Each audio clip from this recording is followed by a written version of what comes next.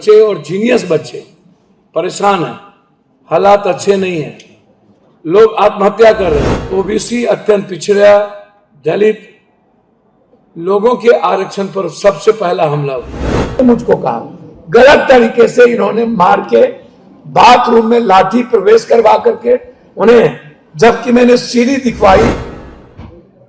Doctor, इससे doctor की प्रतिष्ठा खत्म होती है और यहीं पर मौत का तांडव होता है। जिस किसी ने भी दलाली के आधार पर काम किया होगा उसे या तो ट्रांसफर कराना होगा या तो कटिहार की जनता को जवाब देना पड़ेगा। पनोरमा ग्रुप, जो सोचता है वो करता है। आपके अपने सपनों का आशियाना। कि भारत सरकार नेट के एग्जामिनेशन को कैंसिल करती है और नीट के एग्जामिनेशन को कैंसिल नहीं करती। क्यों? जहां 26 लगभग 1000 से ऊपर 46,000 26,000 के बीच में बच्चे परेशान हो, मेरा सीधा है कि प्राइवेट एनजीओ जो भी हो, जिसका भी हो, जिस व्यक्ति का हो, चाहे वो पीएम हो, सीएम हो, कोई भी, कोई, एवरीवन, मंत्री हो, जिसका भी एनजीओ हो, एनजीओ के माध्यम से किसी भी तरह के एग्जामिनेशन, नीट्स हो, यूपीएससी हो, कोई भी एग्जामिनेशन, नेट हो, एग्जामिनेशन कंडक्ट नहीं कराए, ना ही रिजल्ट किसी प्राइवेट एजेंसी से कराए। कंप्लीट उसके लिए एक कमेटी हो हर परिस्थिति में और ऑटोनोमस बॉडी हो, क्योंकि लगातार जिस तरीके से 40 सालों से मिडिल क्लास और आम आदमी के बच्चे और जीनियस बच्चे परेशान हैं, हालात अच्छे नहीं हैं, लोग आत्महत्या कर रहे हैं। कितने लोग, 20 लोग से ज्यादा आत्महत्या कर लिए कोटा में। लगातार 40 साल से हमारे बच्चे आत्महत्या कर रहे हैं। सरकार की सूध क्यों नहीं जाती? सरकार का ध्यान क्यों नहीं जाता? और अब तो बिना क्वेश्चन आउट हुए कोई अभी फिर से हो गया, तिवारा हो गया। तो हम सीबीआई, हम चाहेंगे जेपीसी हर कीमत पर, और सीबीआई इंक्वायरी हो तो सुप्रीम कोर्ट के मॉनिटर में हो हर परिस्थिति।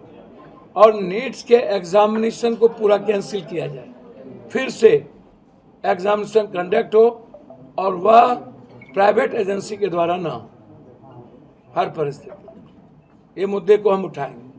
दूसरा चीज, आरक्षण, जो हाईकोर्ट, यदि बिहार सरकार, यदि आपने डबल इंजन की सरकार बनाई तो आपको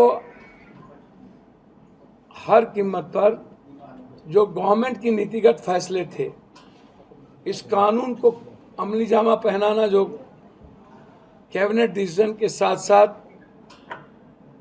अनकानूनी प्रक्रिया थी, वह नहीं अपनाई गई। नहीं तो हाईकोर्ट किसी भी कीमत पर इसमें बाध्यता नहीं थी।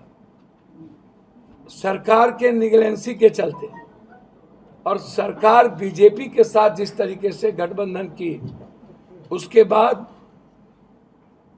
ओबीसी, अत्यंत पिछड़ा, दलित लोगों के आरक्षण पर सबसे पहला हमला हुआ। क्या डबल इंजन सरकार का मतलब है दलित, अत्यंत पिछड़ा और ओबीसी के रोजगार पर, उसकी नौकरी पर और उसके आरक्षण पर सबसे पहला हमला? जब डबल इंजन की सरकार है तो अध्यादेश लाए या सदन में इसको पास कराए, लाए अध्यादेश ला करके कैबिनेट और हाउस में इसको पास कराए। ये मेरा डिमांड है। ये बहुत गलत हुआ। ये बिल्कुल एक उम्मीद, एक सपने को चकनाचूर किया गया है और सिर्फ डबल इंजन की सरकार बनने के कारण एक भी बीजेपी वाले ने इस पर कोई तर्क नहीं दी। अंतिम तीसरा, कोई फैसला नहीं किया। रुपौली पर आज मेरी पीसी थी।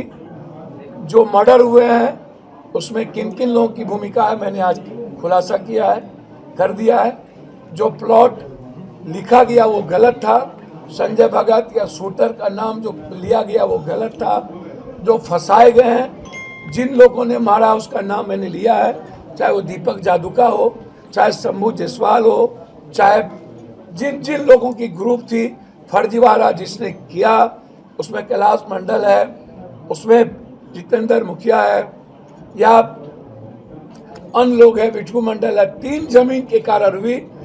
ये जो लोग हैं, जो उनके भाई ने मुझको कहा गलत तरीके से इन्होंने मार के बाथरूम में लाठी प्रवेश करवा करके उन्हें, जबकि मैंने सीढ़ी दिखवाई।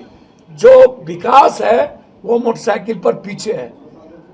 पुलिस कह रही है कि विकास ड्राइव कर रहा है, जबकि विकास पीछे बैठा हुआ है। वो पूरा माथे में बांधा हुआ है, जो थाने में वो गमछी है, और कैलाश कहीं से नहीं है। और पुलिस यह बात बताने को तैयार नहीं है, ना कुछ प्रूफ दिया, ना कुछ दिया। प्लॉटिंग बना दी और गलत तरीके से इन्वॉल्व कर दिया। अभी मैंने यही कही है, मैं इसको थ्रोली देख रहा हूँ। मैंने सरकार से हाईकोर्ट या एसआईटी जांच मैंने कहा है करने के लिए, या सीबीआई जांच की इंक्वायरी कहा। उसमें सर उपचुनाव में बीमा भारती कही है गठबंधन को मजबूत करने के लिए पप्पू जी को साथ देना चाहिए। देखिए, मैं एक बात बहुत क्लियर कह देता हूँ, निश्चित रूप से हमारे अपने साथियों के निर्णय जो होंगे वो मजबूती के साथ में साथियों के साथ, निश्चित रूप से साथियों की बातचीत हो रही है और 48 घंटे के अंदर इसका खुलासा। और एक अंतिम सवाल, जो भी हमारे पैथोलॉजी हैं, हमारा अल्ट्रासाउंड है, सीटी स्कैन है, एमआरआई है, जो भी, वह डॉक्टर ही को किसी भी कीमत पर, यदि डॉक्टर नहीं है तो 2 महीने के अंदर वो बंद कर दे। डॉक्टर ही पैथोलॉजिस्ट खोल सकता है, और जो डॉक्टर नहीं है यदि पैथोलॉजी खोल के बैठा है, 1 लाख रुपया सिविल सर्जन ऑफिस के भ्रष्टाचार के कारण, तो उसको कैंसिल कर दिया जाए। हम 2 महीने का अल्टीमेटम दे रहे हैं। हर परिस्थिति में हम जो अल्ट्रासाउंड सीटी स्कैन है, यदि वो टेक्नीशियन, वो डॉक्टर अलाउड नहीं है तो वो नहीं होगा। जो नर्सिंग होम है वो डॉक्टर का नहीं है तो अपना नर्सिंग होम 2 महीने के अंदर बंद कर दो। और हम डॉक्टर से आग्रह कर चुके हैं, ये सहमति बन गई एएमआई के द्वारा, कि कोई भी डॉक्टर किसी भी नर्सिंग होम को अपना अथॉरिटी नहीं देगा, एकदम नहीं। डॉक्टर, इससे डॉक्टर की प्रतिष्ठा खत्म होती है और यहीं पर मौत का तांडव होता है। आशा जीएनएम के द्वारा पैसे लेकर के हो, दवाई जो डॉक्टर लिखते हैं, मेडिकल दुकान उसकी दवाई 3 गुना बढ़ा के देती है। इसलिए कल एएमआई की बैठक में ये सारे निर्णय हुए। निर्णय ये हुए, बिलो ऑफ पॉवर्टी लाइन जो लोग भी हैं उसको एक्सरे 2 महीने पर 200 रुपये पर करना है, एक्सरे बिलो ऑफ पॉवर्टी लाइन। फिर मैं कह रहा हूं गरीबी रेखा के नीचे। दूसरी चीज, सीटी स्कैन 1300 रुपया, 1 महीने पर ही डॉक्टर देखेंगे। 1 महीने के बीच में किसी भी कीमत पर डॉक्टर फीस नहीं लेंगे। 1 महीने के बाद फीस लेंगे, वह भी फिजिशियन 500 रुपया, सर्जन 300 रुपया।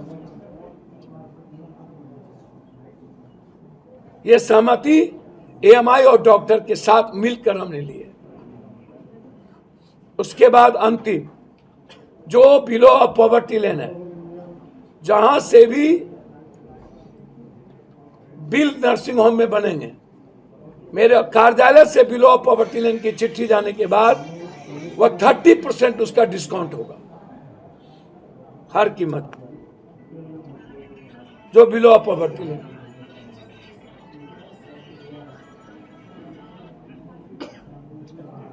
इसमें कई निर्णय, जिसको मैंने मुख्यमंत्री को चिट्ठी लिखा है और आज मैंने सभी को कॉपी भेजी है। पूर्णिया सिविल सर्जन को भी, मधेपुरा कटिहार सिविल सर्जन को भी, कि आप जांच की प्रक्रिया में बाधक ना बने, जांच आप अधिक ना लिखें। किसी भी कीमत पर कटिहार पूर्णिया की जनता जिस अस्पताल में अपना इलाज कराती है, जरूरी नहीं है कि हम वहीं का दवाई खरीदें। हम दवाई जहां सस्ती मिलेगी वहां से लेंगे। जांच डॉक्टर नहीं कह सकता कि आप वहीं से कराइए।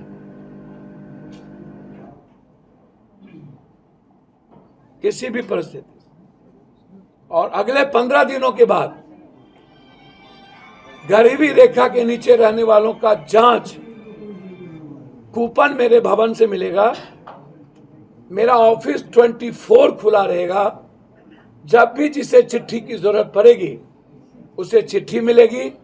वो चिट्ठी जाने के बाद उसे 30% डिस्काउंट होगा। उसके एक्सरे में 200 रुपये ले जाएंगे, सीटी स्कैन में 1300 रुपये ले जाएंगे। 1 महीने के बाद वो फीस लेंगे। ये सारी बात कल सहमति हुई है और इस पर मैं तटस्थ हूं।